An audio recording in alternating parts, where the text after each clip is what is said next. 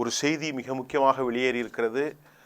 காசாவில் எல்லாம் என்ன நடந்ததோ அதையெல்லாம் இது நடந்து கொண்டிருக்கிறது. தயவுசெய்து கொஞ்சம் பொறுமையாக இதை கேளுங்கள். காசாவில் வீடிட்ட மக்களாக பலர் மாறினார்கள். இன்றைக்கு 5000 பேர் இஸ்ரேலிலும் வீடு இல்லாதவர்களாக மாறியிருக்கிறார்கள். காசாவிலிருந்து மக்கள் வெளியேற முயற்சித்து ரஃபாவில் தடுக்கப்பட்டார்கள்.